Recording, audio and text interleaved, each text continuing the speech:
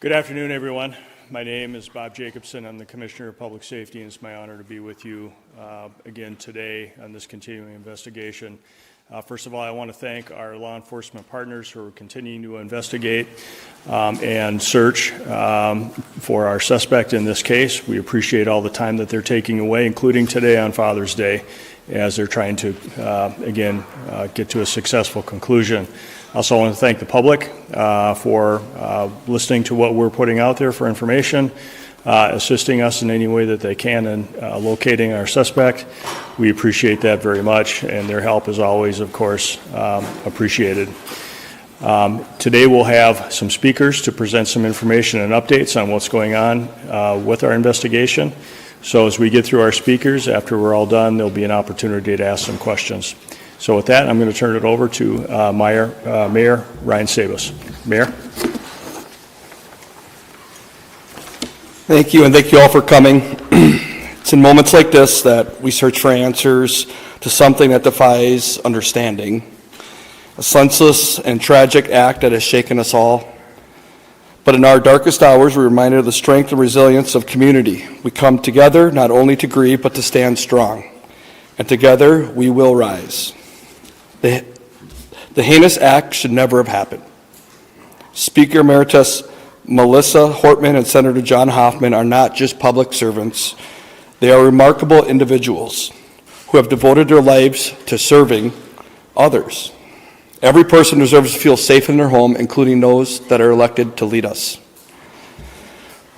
We have the full confidence in our justice system and the professionals working tirelessly to bring individuals responsible to justice.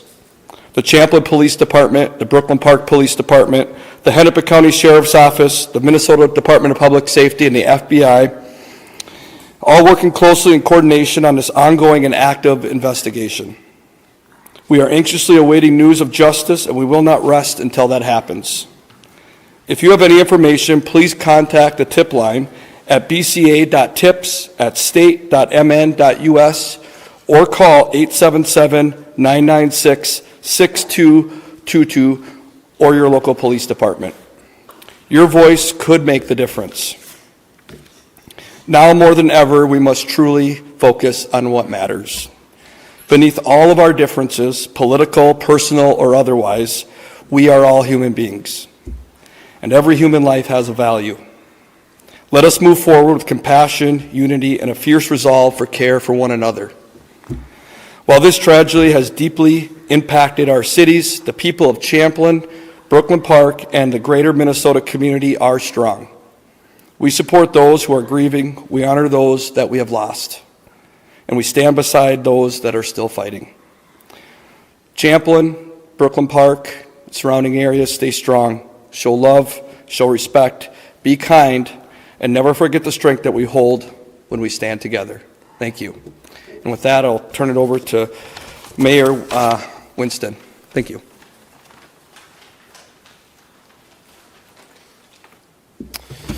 Hi, so Mayor Winston of the city of Brooklyn Park.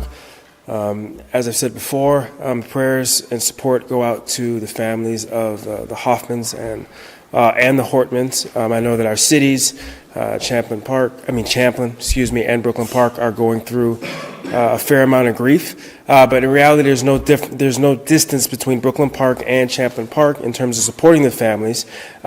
Because of this, we know that Speaker Hortman, beyond her legislative impact, has had such an impact on unifying our communities and bringing them together. And even in a personal level, she's been dedicated to helping youth when nobody was looking. And when we look at Senator Hoffman earlier today, I was at a prayer vigil for him.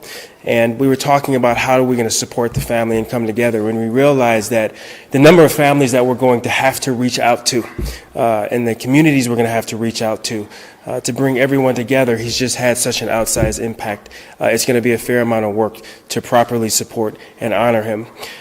Because of that, we're really supporting law enforcement in this, and we want to thank law enforcement for the pursuit of justice. So we talk about Governor Walz and Commissioner Jacobson and the resources they made available immediately to our resources at the federal level, the support that we're getting there, county, regional, local, and of course Brooklyn Park I think the work that was done there saved a number of lives. And again, they're committed to justice. And to assist them, we're asking, I think it was said earlier, we ask folks if they have information, please reach out to a tip line. And also, please, if you're looking for information, track real points of information, directly contact or look at information from law enforcement sources. Avoid not sharing or sharing misinformation. And then also, let's realize it's a time for calming words and influence. We are one community, so we very much need to come together on this and support one another. Again, there is some healing that needs to be done here, and we really want to support the families. Again, prayers go out to the families of the Hortmans and the Hoffmans. So thank you, everybody, for your support, and thank you for support not just for within Brooklyn Park or Champlin, but also thank you for support from across the country and through greater Minnesota. Thank you, Mayor, and mayors and commissioner, and for everybody. I am Drew Evans, the superintendent of the Minnesota Bureau of Criminal Apprehension. I want to provide you a little bit of an update on what we've been working on today and where we are continuing to go. Law enforcement continues to work in partnership to locate and take into custody Vance Bolter in relation to these murders and attempted murders.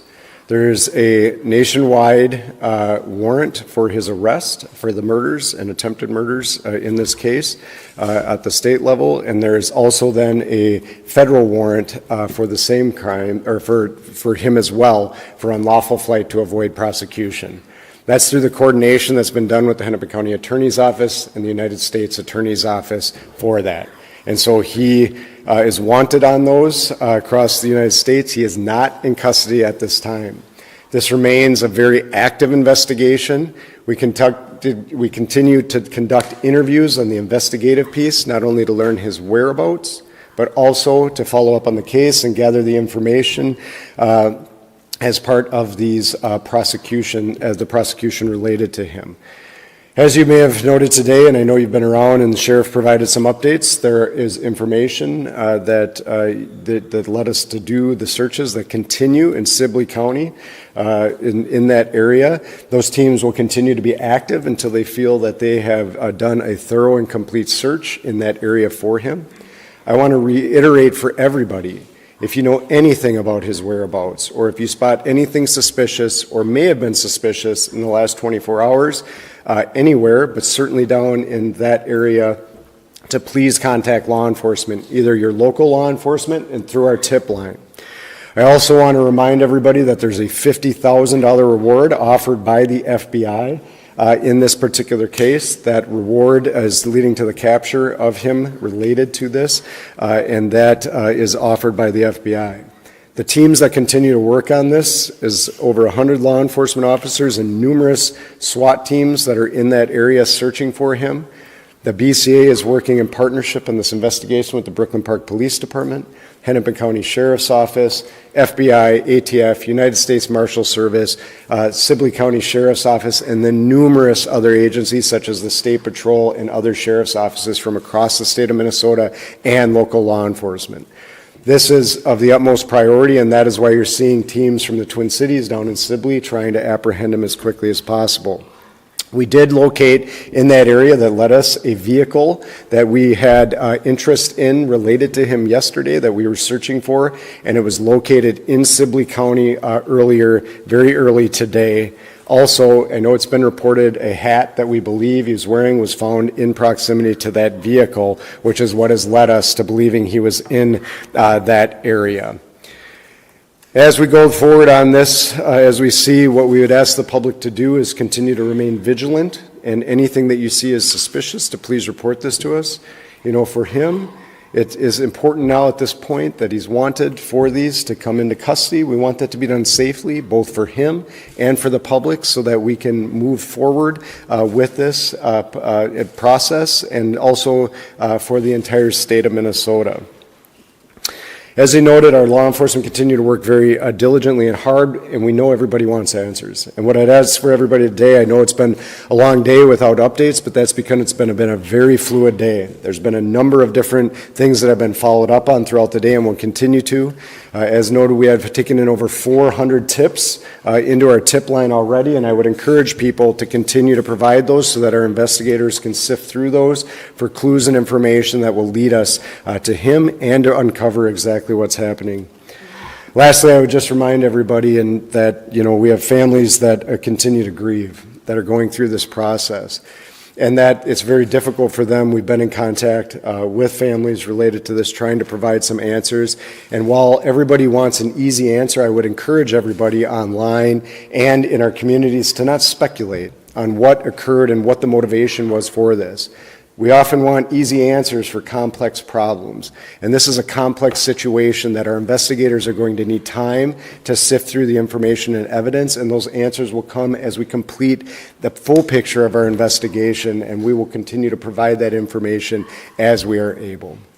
With that, I'd be happy to answer some questions at this time, and I just remind everybody that it's a very active investigation. So we saw. Excuse me, can you introduce yourself and your media organization? Morning, Walton Care 11. We saw a car being towed away from the scene where you were talking about the active investigation in City County.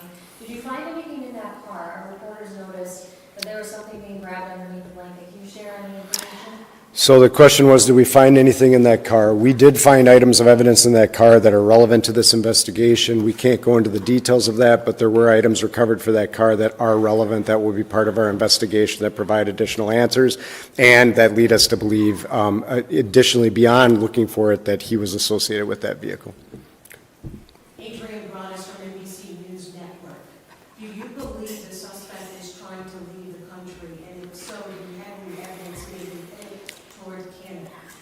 So the question is, do we believe that he is trying to leave the country or headed towards Canada? There's a large law enforcement presence down in Sibley County, but we don't have him in custody. So we don't have evidence that he's intending a particular destination, but all options are open to the investigative team, and they're exploring that right now. Dan Huff from the New York Times, do you believe he's on foot? The question is, do we believe he's on foot? We believe, in terms of we have not concluded exactly how he is getting around the area at this time. It could be in multiple ways that he has traveled, and that's open, and that's why you see in that area a very large perimeter, because they're looking at various modes of transportation from there. Hey, it's Brittany Shepard, ABC News. Do you believe the suspect is still alive? And can you tell us more about the traffic stop involved with what happened? Yeah, the question is, do we believe he's still alive? We're certainly operating as though he's still alive and believe he is at this time, and will continue on as is. And the question about his wife and traffic stop, I think everybody would know that, in any time an individual is identified as a suspect in investigation, we're going to talk to their family members and do that. So we met with his family, not just his wife, but other family members, to really understand what's going on, and that's part of that, and that will help us complete the investigation, and so that was part of what we're doing. Jay? Jay Coles, Channel 5 News. Drew, on that point, are they in custody at all, or were they just questioned and released? And also, do you have any evidence that he might have stopped at another lawmaker's house before he got to Hoffman and Morgan? So the questions were, are they in custody? The answer is no. And then as far as the others, we've mentioned we can't get into the specifics of the investigation. What we believe that there certainly were other individuals that were identified as part of this information with him. And the terms of what exactly he had done, we are still continuing to build out that full picture as to what his whereabouts were. But we certainly are getting there, and there were other individuals that, might have been targeted. Yep. Paul knows. Minnesota Public Radio. One of my colleagues spoke with people in Sibley County who were told that the suspect may have been getting around on a bicycle or an e-bike. Can you speak to that at all? Yeah. So the question was, is the individual getting around on a bike or bicycle? I think that, as noted previously, there might be multiple modes of transportation for the individual, and we can't get into the details and specifics. It might thwart our ability to locate the individual. Yeah, Drew Paul, Fox 9, just about assistance. Do we believe at this point he's getting any assistance?